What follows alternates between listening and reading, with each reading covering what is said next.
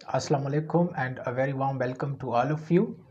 آج اگین پاکستان کے حوالے سے آپ لوگوں سے بات ہو رہی ہے۔ جب ہم پاکستان کی بات کرتے ہیں اور اس کے موجودہ سیاسی، معاشی اور سماجی مسائل کے اوپر بات کرتے ہیں تو سب سے پہلی بات جو ہمیں سمجھنی چاہیے وہ یہ ہے کہ کسی بھی قوم و ملک کے موجودہ مسائل کو بہتر طور پر انڈرسٹینڈ کرنے کے لیے یا ان کے سلوشنز پروپوزڈ کرنے کے لیے ضروری ہے کہ اس ملک و قوم کی جو تاریخ ہے اس کا مطالعہ کیا جائے۔ تو پریزنٹ ڈے سینیریوز کے جو چیلنجز ہوتے ہیں، جو پرابلمز اینڈ ہنڈرنسز ہوتی ہے، ان کی انالیسز کے لیے ضروری ہے کہ اس کی جو ہسٹوریکل ریئلٹیز ہے، جو ہسٹوریکل بیک گراؤنڈ ہے، جو روٹس ہے، ان کو انڈرسٹینڈ کیا جائے۔ تو جب ہم ہسٹری کو انڈرسٹینڈ کر لیتے ہیں تو پھر ہم اس کو پریزنٹ کے ساتھ ریلیٹ بھی کر پاتے ہیں اور پھر ان کی سلوشنز بھی ہم بہتر طور پر دے سکتے ہیں۔ تو جہاں پر پاکستان کی ہسٹری کا تعلق ہے تو پہلی بات تو یہ ہے کہ انفارچونیٹلی پاکستان کا یہ المیہ رہا ہے کہ پاکستان میں ہسٹری کو ایز اے سبجیکٹ میٹر کبھی بھی سیریس نہیں لیا گیا۔ پاکستان میں ہسٹری کو ایز اے سبجیکٹ صحیح طور پر کبھی بھی نہ پڑھا گیا، نہ پڑھایا گیا۔ ابھی بھی اسکولوں، کالجوں اور ایون جامعات کے اندر جو ہسٹری کے نام پر پاکستان اسٹڈی یا سوشل اسٹڈیز پڑھائی جاتی ہے، اس کا ایکچول ہسٹری کے ساتھ دور دور تک کوئی تعلق نہیں۔ ہم نے جو اسکولوں کالجوں میں مطالعہ پاکستان کا مطالعہ کیا ہے، ان کو جب ہم پریزنٹ ڈے کے ریئلٹیز کے ساتھ، پریزنٹ ڈے کے ہسٹریز اور فیکٹس اینڈ ریئلٹیز کے ساتھ ان کی مماثلت کراتے ہیں تو ہم دنگ رہ جاتے ہیں کہ ہم نے جو کچھ پڑھا تھا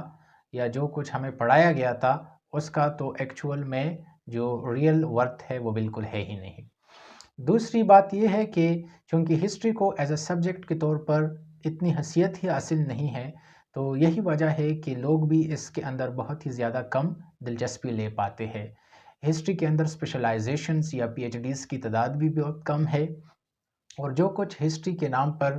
یہاں ہو رہا ہے وہ بہت ہی زیادہ المناک ہے۔ تو ہسٹری کے اندر جو کچھ بھی لکھا جاتا ہے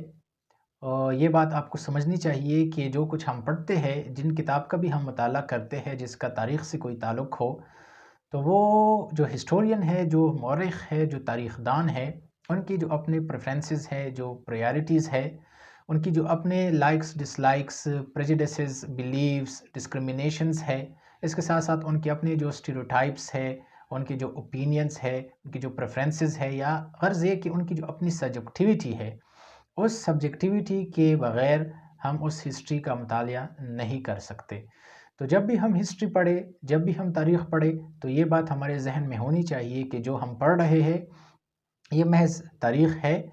جو کہ سٹوریز کے بیس پر ہوتی ہے، لیکن اس میں غلطی کی گنجائش ہے کیونکہ یہ انسانوں کی لکھی ہوئی ہے اور انسان غلطی کر پاتا ہے، اور چونکہ مورخ جو ہے ان کی اپنے پرسنل ایکسپیرینسز اور ان کی سبجیکٹیویٹی بھی اس کے اندر شامل ہے، تو اس وجہ سے اس میں غلطی کی گنجائش بھی ہے اور اس میں جو پرسپیکٹیو ہے، جو ویو پوائنٹ ہے، وہ بھی ڈیفرنٹ ہو سکتا ہے۔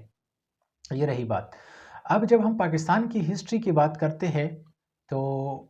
یا اسپیشلی پارٹیشن کے حوالے سے، انڈیپینڈنس کے حوالے سے جو کچھ لکھا گیا ہے وہ تو بہت زیادہ ہے۔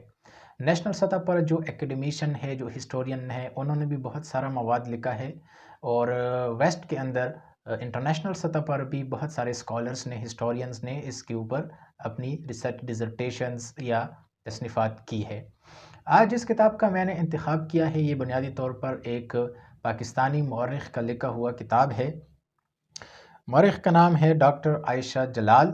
اور کتاب کا عنوان ہے the sole spokesman, Jinnah, the Muslim League and the demand for Pakistan. آپ اس کتاب کا فرنٹ پیج دیکھ سکتے ہو۔ تو سب سے پہلے ڈاکٹر عائشہ جلال کے حوالے سے ایک بریف انٹروڈکشن ہونا چاہیے۔ عائشہ جلال کا تعلق لاہور کے ساتھ ہے اور کرنٹلی وہ ایک ٹفٹس یونیورسٹی کے اندر ڈپارٹمنٹ آف ہسٹری اور غالباً ڈپارٹمنٹ آف ساؤتھ ایشیا کے اندر ایز این پروفیسر ایمریٹس اپنی ڈیوٹیز سر انجام دے رہی ہے۔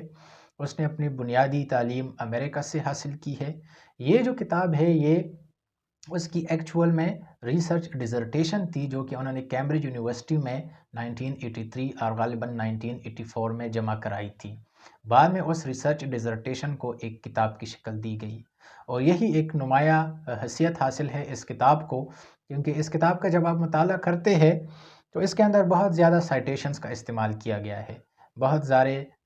زیادہ ریفرنسز ہے، تو جو بھی یہ کوٹ کرتی ہے اس کے نیچے اس کی جو ریفرنسز ہے، جو ایکسرپٹس ہے، اس کو بھی مینشن کیا جاتا ہے، تو پڑھنے میں بہت آسانی ہوتی ہے، اور آپ کسی بھی بات کی، کسی بھی اسٹیٹمنٹ کی کلیریفیکیشن یا ویریفیکیشن بھی کرا سکتے ہیں، تو یہ ایک میرٹ ہے اس کتاب کا۔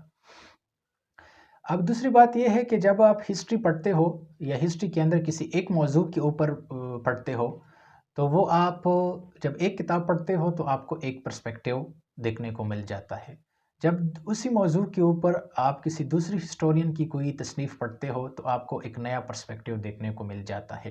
یہ کتاب میں نے ریسنٹلی پڑھی ہے، لیکن اس سے پہلے اس موضوع کے اوپر میں نے کچھ اور کتابیں پڑھی تھی، جیسے اسٹینلی والپٹ کی جو آفیشیل بائیوگرافی ہے محمد علی جناح صاحب کی، جناح آف پاکستان۔ جب میں نے اس کا مطالعہ کیا تھا تو وہاں پر جو مجھے پرسپیکٹیو ملے تھے، جو ویو پوائنٹ ملے تھا، وہ اس کتاب کی ویو پوائنٹ سے بالکل ڈیفرنٹ ہے۔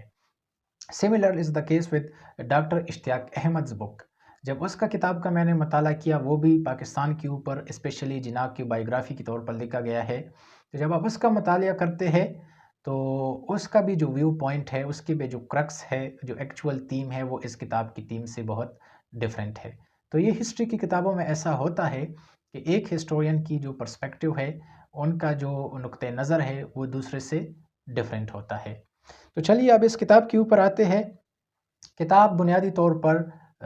انڈیپینڈنس، پارٹیشن، اور اس پارٹیشن کے اندر محمد علی جناح صاحب کا اور آل انڈیا نیشنل کانگریس کا، ساتھ میں مسلم لیگ کا اور برٹش کا جو کلیدی کردار رہا ہے، اس کا احاطہ کرتی ہے۔ کتاب تو ایک ضخیم کتاب ہے، اور میں نے اس کا مطالعہ کیا، کچھ مجھے انٹرسٹنگ لگی، کچھ ایسی چیزیں بھی تھی جس کے ساتھ میں ایگری نہیں کرتا، اور لیکن کچھ باتیں ہیں جو میں بس آپ لوگوں کے ساتھ شیئر کرنا چاہتا ہوں کتاب کے حوالے سے۔ 3 پوائنٹس ہے جو کہ میں نے نوٹ کیے ہیں۔ پہلی بات تو یہ ہے کہ اس کتاب کا جو ایکچول تھیم ہے، اس کے اندر عائشہ جلال اس بات کو انڈورس کراتی ہے کہ محمد علی جناح، جس کو وہ دا سول اسپوکس مین کے طور پر کہتی ہے، کہ یونائٹڈ انڈیا کے اندر جتنے بھی مسلمان رہتے تھے، چاہے وہ بنگال کے اندر رہتے ہو یا دیگر پروونسز کے اندر، پنجاب کے اندر، ان سب کی جو ریپریزنٹیشن تھی، ان سب کا جو ترجمان تھا، جو ایمبیسیڈر تھا، وہ محمد علی جناح صاحب ہی تھا۔ اب آپ اس اسٹیٹمنٹ کے ساتھ ایگری بھی کر سکتے ہو اور ڈس ایگری بھی کر سکتے ہو۔ کچھ لوگ کہتے ہیں کہ نہیں، ایسا نہیں ہے، اور جناح تو بہت بعد میں آئے تھے، انہوں نے بہت بعد میں مسلم لیگ کو جوائن کیا تھا، وہ کیسے ریپریزنٹیٹیو یا ایمبیسیڈر ہو سکتے ہیں۔ دیٹس اپ ٹو یو کہ آپ کس ویو پوائنٹ کے وہ اپنے ساتھ لے کر چلتے ہیں۔ یہ تو پہلی بات رہی۔ دوسری بات یہ ہے کہ اس کتاب کا یہ ویو پوائنٹ ہے کہ جناح نے اول میں، اور یہ بات شاید سچ بھی ہے کیونکہ تاریخی مواد سے ہمیں یہی دیکھنے کو ملتا ہے، کہ جناح کبھی بھی سپریشن کے یا انڈیپینڈنس کے یا پارٹیشن کے فیور میں نہیں تھے۔ انہوں نے یہ جو انڈیپینڈنس کا یا پارٹیشن کا سلوگن استعمال کیا تھا 1940s، یعنی لاہور ریزولوشن یا پاکستان ریزولوشن جس کو ہم کہتے ہیں، اس کے بعد بنیادی طور پر ایک آفیشلی طور پر انہوں نے کہہ دیا، یا مسلم لیگ کا یہ سٹانس رہا کہ اب ہم ایک سیپریٹ نیشن یا ایک سیپریٹ ڈومینین کے فیور میں ہے۔ تو وہ ایز اے ٹول اس بات کو استعمال کر رہے تھے، کیونکہ 1937 کے جب الیکشن ہوئے جس میں کانگریس نے میجورٹی حاصل کی اور مسلم لیگ آئی تھنک ایک بھی سیٹ نہ جیت پائی، تو اس کو یہ خیال آیا کہ اگر ایسا ہی چلتا رہا تو پھر تو ہم لوگ جو ہے وہ سب آرڈینیٹ ہو جائیں گے اور کانگریس کے، اور اس کے ساتھ ساتھ ہندوز چونکہ میجورٹی میں ہے، اور اگر ڈیموکریسی رہی تو پھر ہمیں وہ حقوق اور جو بنیادی ہمارے جو رائٹس ہے وہ کبھی بھی نہیں مل سکیں گے۔ تو اس بنیاد پر اس نے یہ ڈیمانڈ برٹش کے آگے پیش کی، سو دیٹ برٹش جو ہے وہ مسلمانوں کا ایک الگ سے نظم و ضبط قائم کر سکے اور ہندوؤں کے لیے ایک الگ نظم و ضبط قائم کر سکے۔ لیکن سیپریٹ ڈومینینس کی ڈیمانڈ انہوں نے کبھی بھی نہیں کی تھی۔ یہ ڈیمانڈ انہوں نے صرف ایز اے ٹول یا برٹش کو انفلوئنس کرنے کے لیے استعمال کیا تھا۔ یہ دوسرا پوائنٹ ہے اس کتاب کا، آپ اس کے ساتھ بھی ایگری یا ڈس ایگری کر سکتے ہیں۔ تیسرا جو سب سے امپورٹنٹ پوائنٹ ہے جو کہ اس کتاب کے اندر ڈسکس ہوا ہے، وہ یہ ہے کہ جناح صاحب کا یہ ماننا تھا کہ جو سیپریشن ہے یا انڈیپینڈنس ہے، وہ ان تمام مسائل کا پرماننٹ سلوشن نہیں ہے۔